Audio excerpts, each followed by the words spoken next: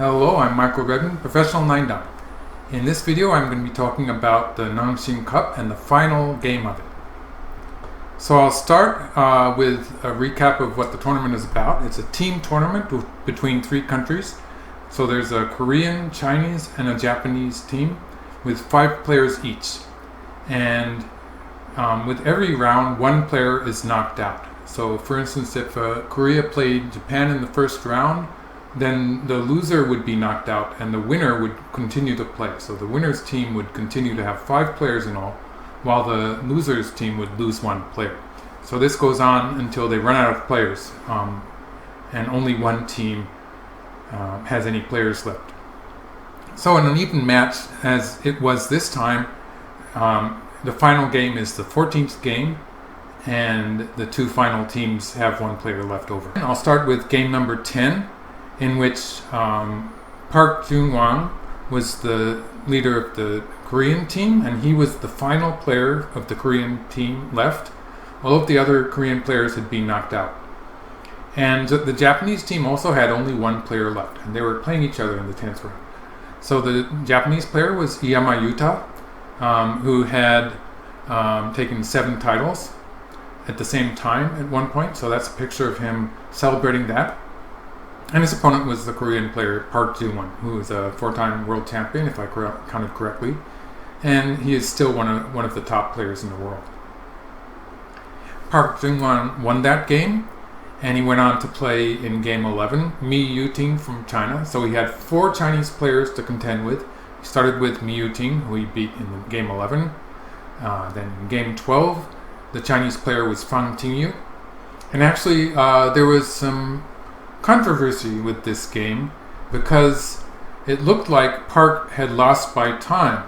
He timed out after failing to play a move, and normally, like if you're playing on internet, this means you forfeited the game, but in this tournament they were playing on the internet because they could not play face-to-face because of the virus that was a problem right now. They couldn't travel.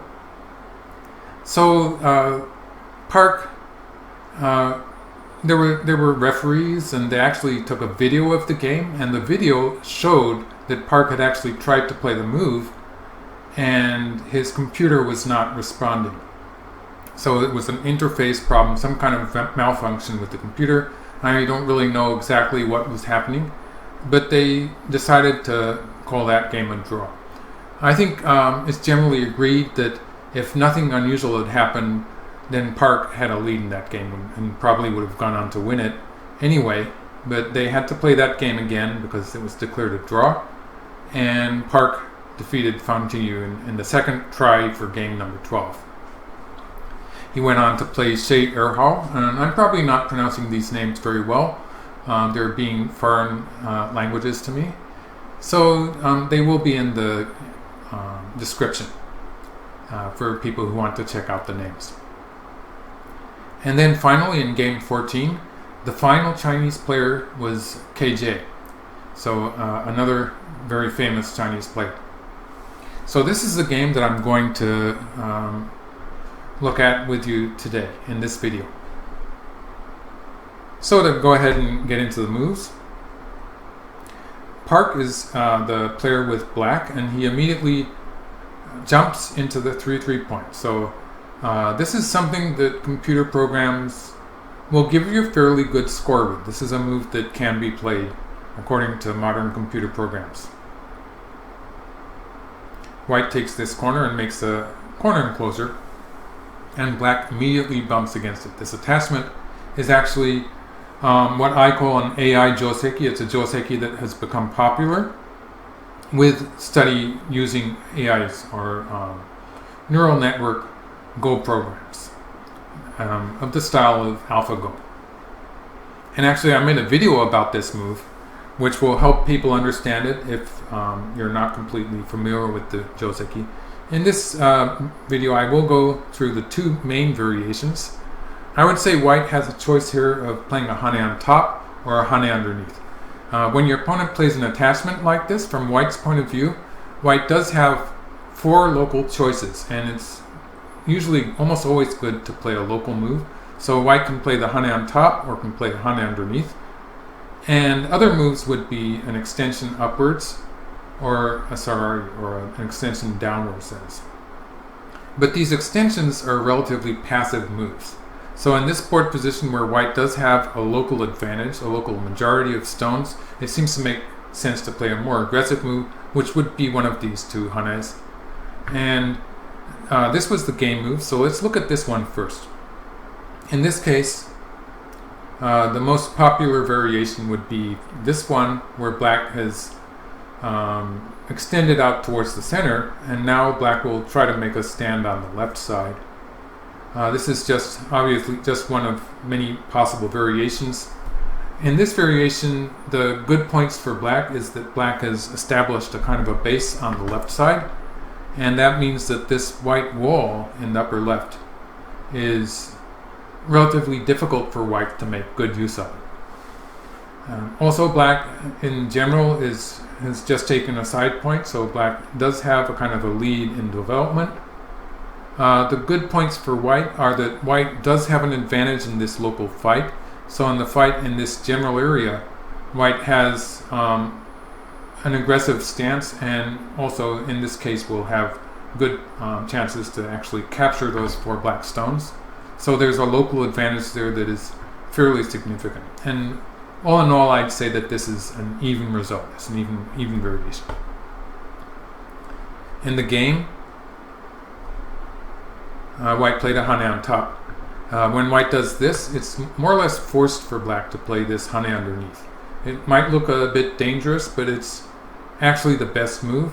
If black pulls back, this would be, it might look a bit safer, but actually it's a very heavy shape. It's just not good for black when black is going to have trouble making a base on the left side when it's open on the second line.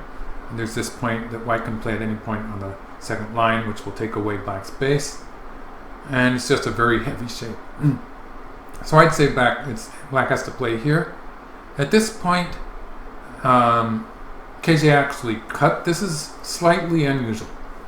The more common move would be to connect here, making miai, or interchangeable points, of this atari on the outside and covering on the third line here, which is a vital point for shape. Black will probably continue by playing that point, and white gets to play an atari from outside. A very popular Joseki at this point would be for black to take away the corner territory, but in this case white gets a great position on the left side. This whole area here is going to be relatively difficult for black to fight inside. So I think in this case black is actually going to connect here. Locally this is okay for white, but there is the fact that black is moving towards that area on the left side where white was trying to make some territory. Something like this could happen. White would probably play away at this point, a 3-3 invasion in the lower right or something like that. It's an even game, I think. In the game, white played a hane on top and then captured the 1 stone, which was slightly different, unusual. At this point, usually black will play on the outside. Black could probably live underneath with, for instance, something like this. Black would be able to live on the side, but it would be a bit cramped and white would be getting everything outside. So that would be okay for white. So actually, in the video, I made a video about the various variations for this position where black has played an attachment against white's corner enclosure. I think actually this is one of the variations I was showing, although it was probably in a different board position. And this is, in general, it's about even or maybe good for black. In particular, in this board position, I like it slightly better for black because black has made it difficult for white to make good use of this wall. By making a base on the left side, black has erased that white wall. And also because of the fact that there's only one local area in the board, that's this area, where white has actually established anything. That's something, it's more than 15 points just in the corner there. But white does not have any other areas that white can call territory. So I think black does have a slight advantage in development. If asked, I would choose to play with black in this board position. So white dives into the 3-3 point once and then plays this.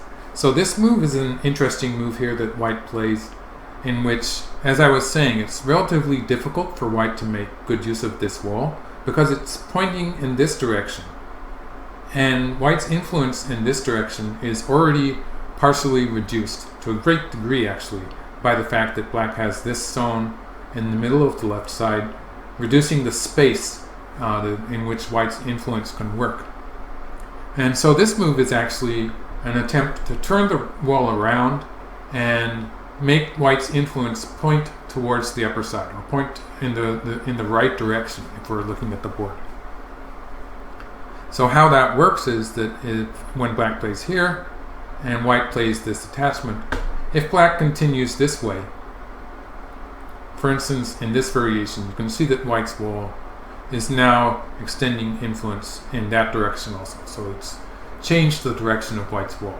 It's one of the characteristics of this modern 3-3 point invasion and the popular Josekis that are have to do with it. And actually this final this position, although it's slightly different maybe in the order of moves, you can find it in an AI Joseki video I made about the direct 3-3 invasion. So it is a pretty standard shape that could happen. But in this case, black actually cut here. So this is the idea with this, is that maybe black is going to play for the upper side instead. Something like this could potentially happen. And black is still getting a position on the upper side. So that's the idea with that move. Naturally, white connects, and now black extends on the upper side.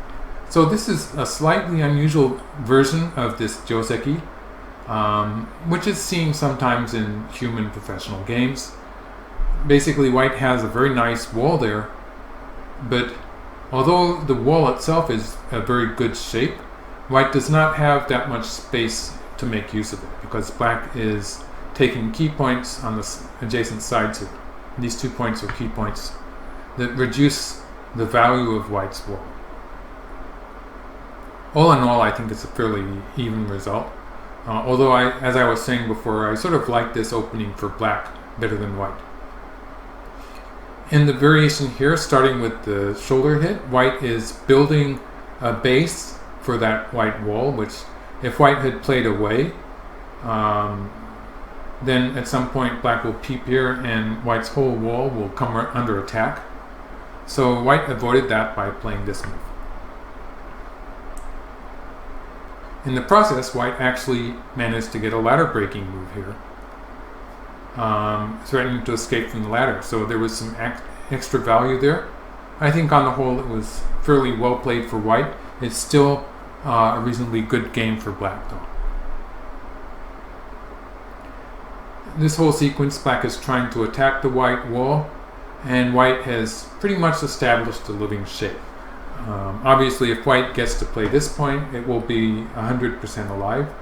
Otherwise, like white has, let's just make a little variation. If black does something unreasonable like this, white does have the ko here. White also has, for instance, forcing moves from outside, and could play something like this. And it will be very difficult for black to successfully save this one stone, even if black does something like this. This would just be, in general, this would be a bad variation for black, even if white just connects underneath. It's going to be very difficult for black to get a successful attack going here. So black does not really have much to attack. Black's main idea in the local position would be at some point to play here and hope to eventually force white to make two eyes. White would probably not answer this at this point in the game. But at some point, black might be thinking of playing that move to try to squeeze white a little bit more. In the game, black actually crawled here on the lower side. I was a bit surprised to see this move. It's a kind of a super aggressive move, which I might hesitate to play. Another way black could have played, which was confirmed by, I think it was Lila Zero, was that black could have just sacrificed that one stone. Actually, I think Lila wanted me to play this one first. Yeah, and then here. and like this. In this way, black is just giving white the whole lower side. You can see that that's the only significant white territory. Something like this. Black does have nice territories in this corner on the left side, a small corner here. White has just this one big territory. It's safe to call it territory now, I think. But black does have a huge amount of influence in the center, with potential territories on the upper side or the right side. On the whole, I would prefer to play with black in this position. I think black has a small lead. It's not going to decide the game. White will obviously be diving into some of those black areas. It's not completely decisive, but I would probably choose this way to play. This is actually, depending on how white plays, this is going to die. But actually, if white played this move, if white plays the more natural looking move here, covering on the fourth line, then black can connect here. In this case, black would be alive on the side, so whatever happens in the corner is not going to be a problem. Actually, locally, white's just dead in the corner. Otherwise, if white extends down, this is going to be a one-move win for black.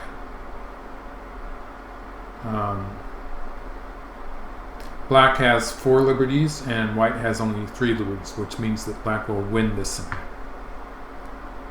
So it was pretty much forced for white to extend here.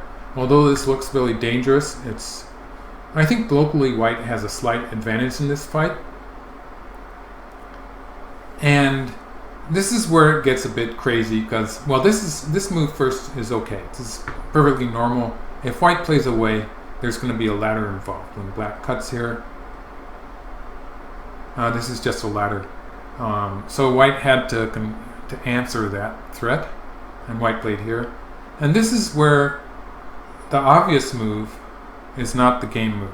The obvious move would be to play here, and white would would be able to capture black actually. In this case, white has 4 liberties and black has only 3. But if we assume something like this, black has gotten the corner territory, black has some extra potential to play forcing moves such as A and B, and also when black plays C. Why don't we make a variation, some random. When black ends up playing here, there will be another forcing move that black has here. Also, if black at some point plays this move, this is another point that's going to be forcing, because if white plays away, black can squeeze and win the semi. So in this position at least, it's going to be forcing. So there's a lot of potential for black to squeeze here. Actually, this is apparently a reasonably good position for black. This would be the simple way for black to succeed.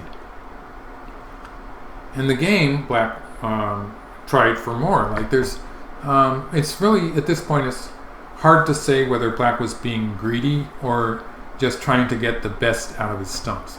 Actually, when black rolls here, if white had covered, black would still be killed.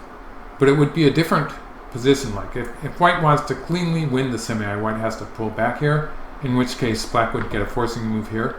And it would just be that one extra forcing move. If we assume a similar variation here, black is getting an extra forcing move in the center of the board. Obviously, this is better. I'm talking about this move at 6 here, which was not forcing in the other variation. So the fact that black has scrolled an extra time on the second line, and black got to play this cut on the third line, that gave black an extra forcing move from the center. So it's that much better. So that's what would have happened if white had played the covering move and gone after that black group. Instead, white jumps into the corner and both sides live. Actually, although black has lived on the lower side, white is getting a lot back in the corner. This is probably the better variation for white compared to killing the black group. It's one of those interesting positions where killing the group, although you can do it, technically it's not always the best thing to do. So the game continues. I still watching the game, I had the impression that it was going to be a win for black, but actually the game is getting very close at this point. This move takes away black's eye space. We're just assuming that white has these forcing moves, like at any point if white pushes through here or crawls here, these are going to be forcing moves. They're not points that black really wants to play because they're so small in territory. So we can count these exchanges as something that white can do at any time. It means that black has only one eye on the lower side.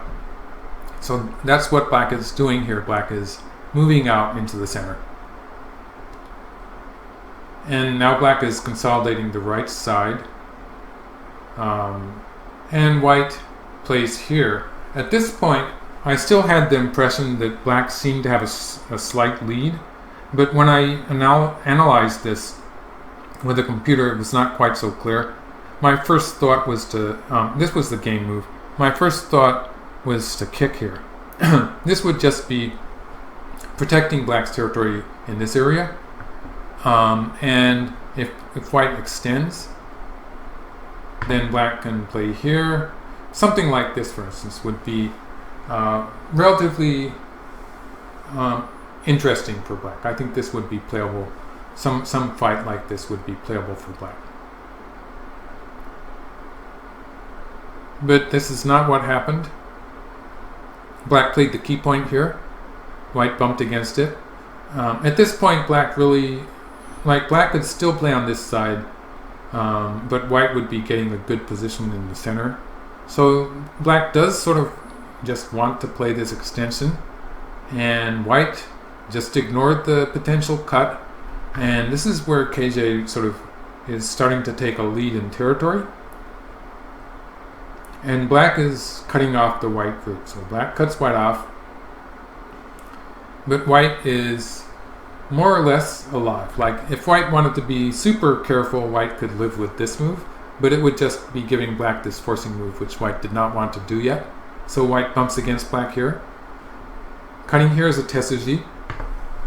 Finally, I want to talk about this position where it looks like black can actually kill white. For instance, by bumping against here. This is the fun variation where if white connects here, locally black can cut and capture 3 stones here. And provided white cannot capture black in the center of the board, this would be okay. But the problem is that white has this move, which captures these 3 black stones. It's going to capture these 3 stones. It looks like this is the only option that black has. White can go ahead and squeeze, and then white can play this forcing move, which is threatening to connect on the 3rd line. Black would, this is the 4th line, excuse me. Black has to answer it anyway, and now it's I guess I could call this a ladder. It's a very short ladder, but white captures those black stones, and that's the end of the game.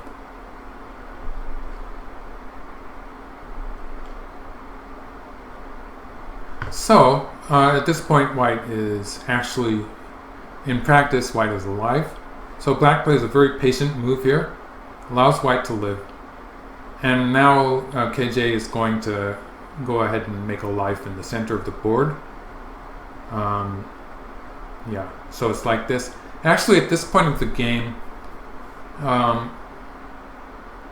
the feeling is that like white has reduced black's right side area. White has just sort of moved in here, and black did not seem to get too much out of it. Black is going to get some territory on the upper side. When you actually investigate how the score is, it's actually a very close game. And so I think I'll leave it at this point. The end game after this is pretty complicated, and it's very, very close. Like, I think it's probably safe to say that this already looks like a half-point difference. And they did seem to make some mistakes, and I think Park actually had chances to win.